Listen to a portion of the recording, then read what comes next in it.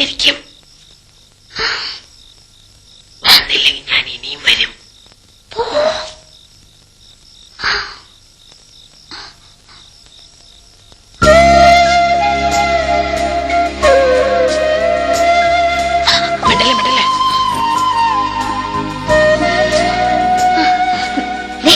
എന്താ പറയാനുള്ളതെന്ന് വെച്ചാ വേഗം പറഞ്ഞേ. അമ്മ എണിക്കുന്നതിന് മുമ്പ് എനിക്ക് പോണം. അമ്മ എണിക്കണേ എനിക്കട്ടെ, ഒരു ഉമ്മ തന്നാ വിടാം. അച്ഛന്റെ കയ്യിലടിച്ച് സത്യം ചെയ്തത് ഓർമ്മയില്ലേ? ഞാൻ ചെയ്തത് കള്ളസത്യമാണ്. സത്യം ചെയ്യുമ്പോഴേ ഞാൻ ഇങ്ങനെ പിടിച്ചിരുന്നു.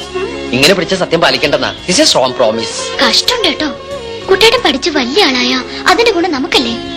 അച്ഛനും അമ്മയും നമ്മുടെ നന്മയ്ക്ക് വേണ്ടിയല്ലേ ഈ പറയണത്. അവരുടെ വിഷമം എന്താ മനസ്സിലാക്കാത്തത്? നീ എന്താ എന്റെ വിഷമം മനസ്സിലാക്കാത്തത്? ഇപ്പൊ എനിക്കൊരു ഉമ്മ തന്നില്ലെങ്കിൽ പിന്നെ ലൈഫിൽ ഞാൻ പരീക്ഷ എഴുതില്ല കേട്ടോ. കുട്ടിയുടെ വേണ്ട കേട്ടോ, ഞാനിപ്പോ ഒച്ച വെക്കും. നീ ഒച്ചക്കണ്ട, ഞാൻ ഒച്ചയ്ക്കാം.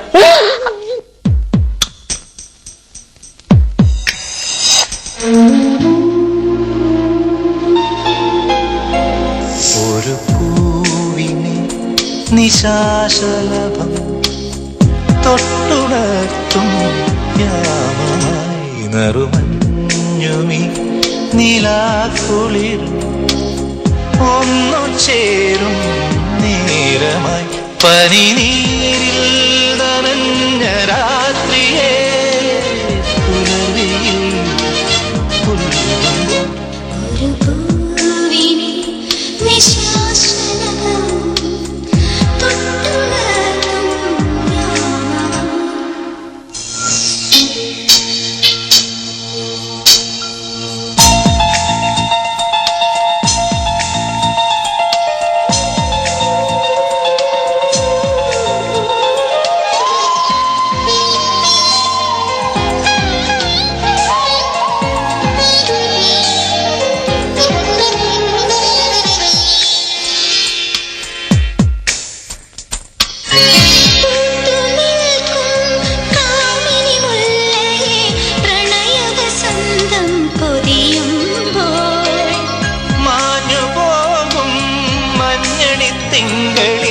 സൂര്യപരാഗം കുതിരുമ്പോ പൂങ്കിനാവിൻ ചിറകുതലോടി കുളിർന്നു നിൽപ്പൂ ഞാൻ. വെറുതെ നിന്റെ നോക്കി നിൽക്കാൻ ഒരു പൂവിനെ നിശാശലഭം തൊട്ടുണർത്തും യാമമായി.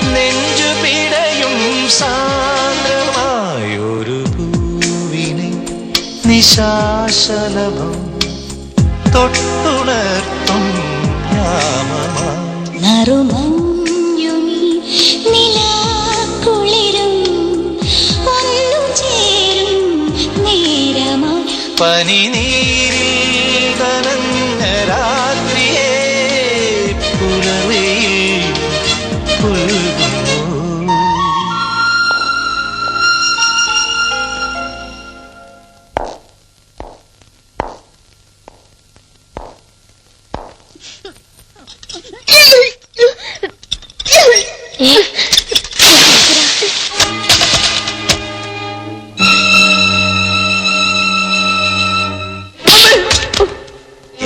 വഴിയില എന്നെ തോപ്പിക്കാൻ പറ്റുക നോക്കി നടക്കുക അല്ലടാ. എന്താ അച്ഛാ?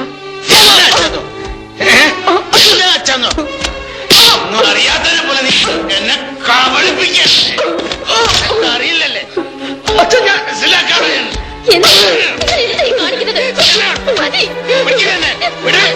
ഒന്ന് കുളത്തി തകഞ്ഞൻ ഇങ്ങനെ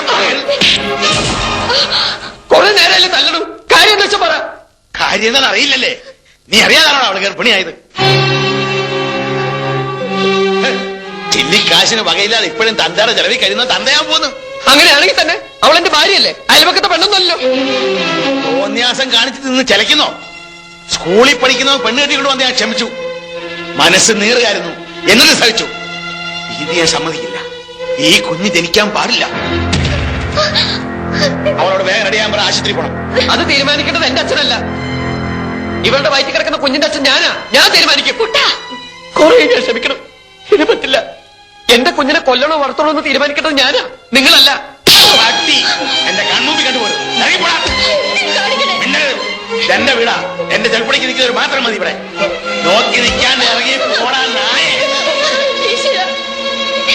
നിങ്ങളുടെ ചൊൽപ്പടിക്ക് നിൽക്കുന്ന ഒരു നായ നിങ്ങൾക്ക് ആവശ്യം, അല്ലാണ്ട് മകനല്ല. അങ്ങനെ ഒരു നായായിട്ട് അവിടെ കിടക്കാൻ ഇനി എന്നെ കിട്ടില്ല. വേണ്ട, ഇറങ്ങി പോടാ. ഇങ്ങനൊരു മകൻ എനിക്ക് ജനിച്ചിട്ടില്ല, ഞാൻ വിചാരിച്ചോളാം. ഇറങ്ങി വാടി നിന്ന് പോങ്ങാതെ. ഞാൻ വഴിയുള്ള ബന്ധം നീ ഇവരും തമ്മിലുള്ളൂ, അത് ഇന്നു പോലെ ഇല്ല. ഞങ്ങളുടെ കുഞ്ഞിനെ വേണ്ടാത്ത ഈ വീട്ടിൽ ഞങ്ങളും വേണ്ട. വാടി ഓട്ടടി. നശിക്കാനുള്ള ജന്മങ്ങൾ നശിച്ചേ തീരൂ.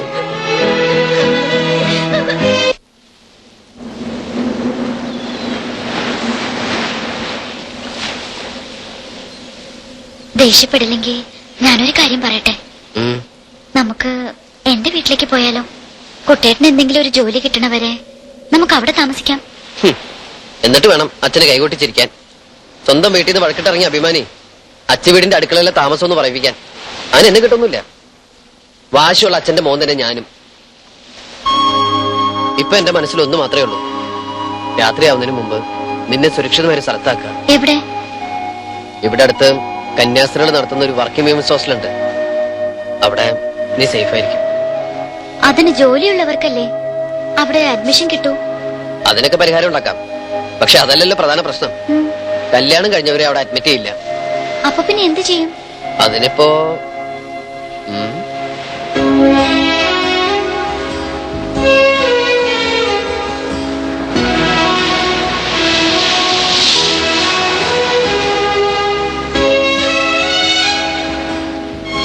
ഇന്നു മുതൽ ഹോസ്റ്റൽ ജീവിതം കഴിയുന്നവരെ ഭൂമിയിലെ മാലാഖമാരായ കന്യാസ്ത്രീകൾക്ക് മുമ്പിൽ ഈ മാലു എന്റെ സഹോദരിയും ഞാൻ നിന്റെ സഹോദരനുമാവുന്നു. വേറൊരു നിവൃത്തിയില്ലാത്തോണ്ടാ മോളെ. ഇനി ആ താലിമാല കൂടി ഊരിക്കോ. താലി ഞാൻ ആരും കാണാതെ നോക്കിക്കോളാം. അയ്യോ, അതുകൊണ്ടല്ല. ഹോസ്റ്റലിലെ ഡെപ്പോസിറ്റും റെന്റും മെസ്സും എല്ലാം കൂടി കയ്യിലുള്ളതുകൊണ്ടൊന്നും മതിയാവില്ല. 1-2 ആഴ്ചക്കുള്ളിൽ എന്തായാലും ഇത് വെക്കേണ്ടി വരും. എന്നാ പിന്നെ അതിപ്പോ തന്നെ ചെയ്യാം. ഊരിത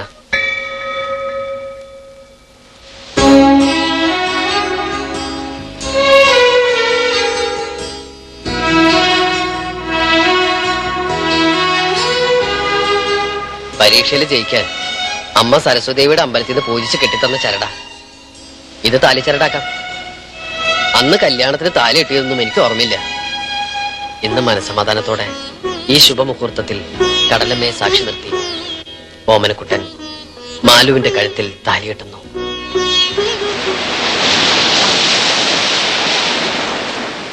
ഐ എം സോറി. പരിചയമുള്ള ആരെങ്കിലും ഇൻട്രൊഡ്യൂസ് ചെയ്യാതെ എനിക്ക് ഈ കുട്ടി ഇവിടെ അഡ്മിറ്റ് ചെയ്യാൻ പറ്റില്ല. അയ്യോ, അങ്ങനെ പറയരുത് മദർ. മദർ ഈ കുപ്പായം ഊരി വെച്ചിട്ടൊന്ന് ആലോചിച്ച് നോക്കിയേ. അതല്ല മദർ, ഞങ്ങളുടെ സ്വന്തം അമ്മയെ പോലെ ഒന്ന് ചിന്തിച്ചു നോക്കിയേ.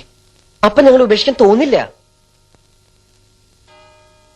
ഇവളെയും കൊണ്ട് ഞാൻ ഇങ്ങോട്ട് വന്നത് ഭൂമിയിലെ മാലാഖമാർ ഞങ്ങളെ കൈവെടിയില്ലെന്ന് ഉറപ്പുള്ളതുകൊണ്ടാ. ഇപ്പൊ ഞങ്ങളെ സഹായിച്ചാൽ മരിച്ച് സ്വർഗത്തിൽ ചെല്ലുമ്പോ മദറിന് കർത്താവിന്റെ മുന്തിരിത്തോട്ടത്തിൽ ഏറ്റവും നല്ല പണി തന്നെ കിട്ടും. ഒരു പരിചയമില്ലാതെ ഞാൻ എങ്ങനെയാ?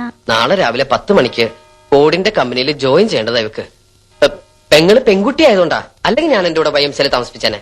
നിങ്ങൾ എന്ത് പറഞ്ഞാലും ഇവിടെ റൂമില്ല. വരൂ മാലതി.